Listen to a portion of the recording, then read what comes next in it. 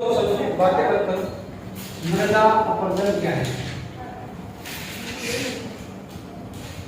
मृदा अपरदन, मृदा अपरदन का मतलब मृदा होता है मिट्टी,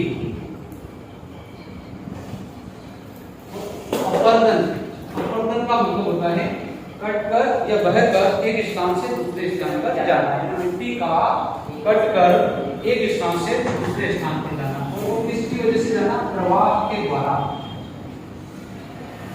प्रवाह के द्वारा मिट्टी का कटकर एक स्थान से दूसरे स्थान पर जाना मृदा अपरदन कहलाता है। ठीक है, प्रवाह में क्या हो गया? मिट्टी कटकर हवा के द्वारा भी जा सकती है और पानी के द्वारा भी जा सकती है। ठीक है, तो मिट्टी का प्रवाह के द्वारा कटकर एक स्थान से दूसरे स्थान पर जाना मृदा अपरदन कहलाता है। तो आपसे पूछा जाए कि मृदा अपरदन के कारण लिखिए, है ना? तो बहुत कारण है, अपन इस कारण पर चर्चा करेंगे। मिट्टी का जो कटकर एक स्थान से दूसरे स्थान पर जाना है, इसका जो कारण होता है, एक तो कारण है वृक्षों की कटाई, वृक्षों की कटाई। दूसरा अगर हम बात करें, आता है अति पशुचारण। अगर हम और बात करते हैं तो इसमें आएगा उत्खनन। इसके अलावा और आएगा इसमें अति वर्षा या फिर कृषि परंपरागत कृषि प्रणाली। ये जो है ये मृदा अपरदन के कारण है। ठीक है, और इवनीकरण कैसे बताएंगे, क्या है इसको समझो। पहला हमने लिखा वृक्षों की कटाई, यानी कि वृक्षों की कटाई और मिट्टी के कटाव से क्या कनेक्शन है? यानी कि क्या होता है कि जो पेड़ होते हैं, ये पेड़ क्या करते हैं? मिट्टी को अपनी जड़ों में कसकर सिकुड़कर रखते हैं। जो पेड़ होते हैं, ये जो पेड़ अपनी जड़ों से मिट्टी को कसकर पकड़ के रखते हैं। इसकी वजह से जहां पर पेड़ ज्यादा होते हैं उधर मिट्टी कटकर बहकर नहीं जाती। पहला कारण। तो दूसरा जो मूल कारण है कि वृक्षों की कटाई दिन ब दिन बढ़ती जा रही है, इसकी वजह से मिट्टी का जो कटाव है, अगर मान लो कोई एक नदी या नाला बह के जा रहा है और बह के जा रहा है, तो यहाँ पर जो मिट्टी की परत है ना, ये भी इसके साथ कट कट के जाती है। अगर यहाँ पर मान लो पेड़ होगा, इस पेड़ से ये जमीन है ये कसकर पकड़ कर रखता है, मतलब ये आसानी से कट कर नहीं लाने। दूसरे अगर हम बात करें अति पशुचारण, पशुचारण का मिट्टी की कटाई से क्या कनेक्शन है? ठीक है, इसको देखो। जो जमीन होती है जहां पर पशुचारण किया जाता है, अब ये पशु क्या करते रहते हैं? उस पूरे जंगल में घूमते हैं।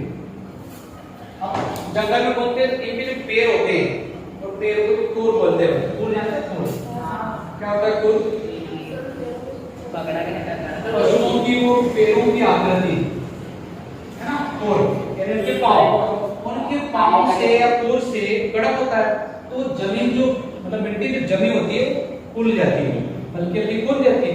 खुलने के बाद क्या होता है? बरसात के मौसम में जो पानी गिरता है तो वो जो ऊपर जो खुल जाती है खुल वाली मिट्टी, वो सब बहकर चलती है। समझ रहे हो क्या काम है?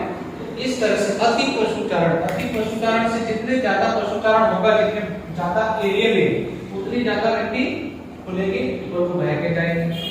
इसकी वजह से क्या होता है? मिट्टी का अपरदन होता है। दूसरा है उत्खनन। उत्खनन क्या होता है? उत्खनन का मतलब होता है उखेड़ना। तो लोग क्या करते हैं? मिट्टी को खोद खोद के ले जाते हैं।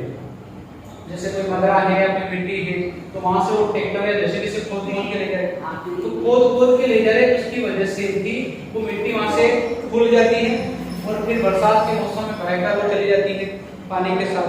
तो ये जो उत्खनन है, इस उत्खनन की वजह से भी मिट्टी का कटाव होगा। समझने के बाद अगला परंपरागत कृषि प्रणाली। कृषि प्रणाली यानी पुराने तरीके से जो कृषि की जाती है, इससे भी मिट्टी का कटाव होता है। अक्सर जो पहाड़ी भाग है, पर्वतीय भाग है, पर्वतीय भागों में क्या होता है? किसान अपनी सुविधा के अनुसार जो खेत जोतते हैं वो इस तरह से जोतते हैं अपनी सुविधा के अनुसार। अब क्या होगा कि यहाँ से वो पानी छोड़ेंगे खेत में, तो पानी छोड़ेंगे तो पानी जब नीचे तक जाएगा तो यहाँ से मिट्टी उस पानी के साथ बहकर यहाँ आएगी नीचे, और आएगी तो फिर बरसात के मौसम में जब अति बरसात होगी तो ये मिट्टी फिर बहकर और आगे चले जाएंगे, कट कर जाएंगे। ठीक है, तो इस परंपरागत तरीके से भी मिट्टी का कटाव होता है। तो ये सब मृदा अपरदन के कारण है कि मिट्टी का कटाव किन भागों से होता है। वृक्षों की कटाई से, अति पशुचारण से, उत्खनन से और परंपरागत कृषि प्रणाली से, ये सब मिट्टी या मृदा अपरदन के कारण है। अगर आपसे पूछा जाए कि मृदा अपरदन को रोकने के उपाय बताओ, कैसे रोका जा सकता है, क्यों मृदा अपरदन को कैसे रोक सकते हैं? अधिक से अधिक पेड़ लगाओ। पेड़ लगाएंगे तो पेड़ क्या करेंगे, इस मिट्टी को अपनी जड़ों में जकड़ कर रखेंगे, यानी कि इस मिट्टी को कटने से या बहने से रोकेंगे, है ना। दूसरा कारण अधिक पशुचारण, यानी कि पशुओं को नहीं चराना चाहिए क्या, हाँ नहीं, हम इसकी पशुचारण पर रोक रहे हैं। पशुचारण के लिए एक जगह फिक्स कर देनी चाहिए और एक लिमिट या सीमित एरिया में ही पशु को चराना चाहिए, मतलब एक एरिया फिक्स होना चाहिए कि ये पशुओं के चरने के लिए उसी में चराना चाहिए, पूरे जंगल में घुमाने की जरूरत नहीं है। उससे क्या होगा कि जहां पर वो चर रहे तो वहीं पर वो मिट्टी का जो भी होगा अपरदन, पूरे जंगल का नाश नहीं होगा। समझ में आई? अति पशुचारण पर रोक लगाकर हम पशुओं के चरने के लिए एक अलग जमीन तय कर देंगे, तो उसके बाद जो जंगल पड़ा रहेगा उसमें वो पशु नहीं जाएंगे, तो उससे कुछ हद तक मिट्टी के। इसके अलावा उत्खनन पर क्या करना चाहिए, रोक लगाना चाहिए। ज्यादा से ज्यादा जो खनन माफिया होते हैं, खनन माफिया जाते हो जो खोद के ले जाते हैं, जैसे नदी में से रेत निकाल के जाना, हाँ जमीन किले वगैरह जो ईंट बनाने वाले जो होते हैं कि जमीन नदियों के आसपास की जो मिट्टी होती है उसको खोद खोद के ले जाते हैं, और फिर वो हो जाता है वहां पर वो तो उनके उपयोग के ले गए, जैसे मान लो ये नदी का एरिया है और यहाँ से खोद के ले गए वो पूरा इधर के। अब क्या होगा, बरसात के मौसम में जो ऊपर से सारी मिट्टी भूस्खलन हो जाएगा, मतलब नीचे चली जाएगी और पानी के साथ बह के चलते हैं। ठीक है, ऐसे उत्खनन करने वालों पर क्या करना चाहिए, रोक लगाना चाहिए। अगला है परंपरागत कृषि। परंपरागत यानी कि जो किसान है वो पुराने तरीके से कृषि कर रहे हैं, जिसकी वजह से मिट्टी का कटाव होना चाहिए। जो पर्वतीय भाग होते हैं, पहाड़ी इलाके, उसमें जो अधिकतर समोच्च कृषि या सीढ़ीनुमा कृषि करनी चाहिए। सीढ़ीनुमा का मतलब जो है ये क्यारियां यूं नहीं बना के यूं बनाना चाहिए।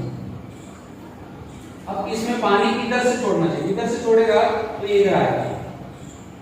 समझ पा रहे हो मैंने क्या कहा, जैसे कि पूरा पर्वतीय और यहाँ किसी का खेत, तो क्यारियां यूं नहीं बना के क्यारियां यूं बनाना, और इधर से पानी जाएगा तो मिट्टी ये कटते तो नहीं आएगी ना नीचे, समझ रहे हो ना। अगर क्यारियां यूं बनाओगे नीचे की तरफ तो पानी यहाँ से छोड़ोगे सारा बह के नीचे आएगा मिट्टी। तो इस तरह से पर्वतीय भागों में किस प्रकार की खेती करनी चाहिए, सीढ़ीनुमा। सीढ़ी का मतलब ऐसे सीढ़ी होती है ना, नीचे नहीं, ठीक है, इस तरह से। तो पर्वतीय इलाकों में सीढ़ीनुमा कृषि करके क्या किया जा सकता है, मिट्टी के कटाव को कम किया जा सकता है। समझ में आ गई? तो यहाँ पर ये इम्पोर्टेंट प्रश्न है। प्रश्न ये आएगा, मृदा अपरदन क्या है, मृदा अपरदन के कारण और परिणाम दोनों लिखो। ठीक है, मृदा अपरदन के कारण या फिर उसको रोकने के उपाय दोनों। तो मृदा अपरदन का मतलब होता है प्रवाह के द्वारा मिट्टी का कटकर एक स्थान से दूसरे स्थान पर जाना मृदा अपरदन से होता है। फिर अगला आ जाएगा मृदा अपरदन के कारण। तो कारण में हमें ये बताना है, वृक्षों की कटाई, अति पशुचारण, उत्खनन और परंपरागत कृषि। ये तो मृदा अपरदन के कारण, इनकी डिटेल में लिख लीजिए। जैसे वृक्षों की कटाई को हम इसमें लिखेंगे कि जो लोग हैं अपनी सुविधाओं के लिए ज्यादा से ज्यादा वृक्षों की कटाई कर रहे हैं, और वृक्षों की कटाई होने से जो मिट्टी है वो कटकर ज्यादा जा रही है। अति पशुचारण यानी कि जो लोग पशुओं को पूरे जंगल में घुमाते फिरते ज्यादा से ज्यादा चराते हैं, उनके पैरों के खुर से वो मिट्टी खुल जाती है, और उसके बाद बरसात के मौसम में जब बरसात होती है तो मिट्टी बह कर चली जाती है। उत्खनन, उत्खनन में लिखना है जो अधिकतर खनन माफिया होते हैं, ये लोग मिट्टी का उत्खनन करते हैं, खोदते रहते हैं अनावश्यक तरीके से, और वो जो खुली हुई मिट्टी होती है तो बरसात के मौसम में बह कर चली जाती है। अब अगला है परंपरागत कृषि। पर्वतीय एरिया होते हैं, किसान उसमें परंपरागत तरीके से कृषि करता है, अपने ढलानों के अनुसार सिंचाई करता है। तो ऊपर से पानी के साथ साथ मिट्टी बहकर नीचे आ जाती है, तो बरसात के मौसम में वो नीचे पानी बहकर चली जाती है।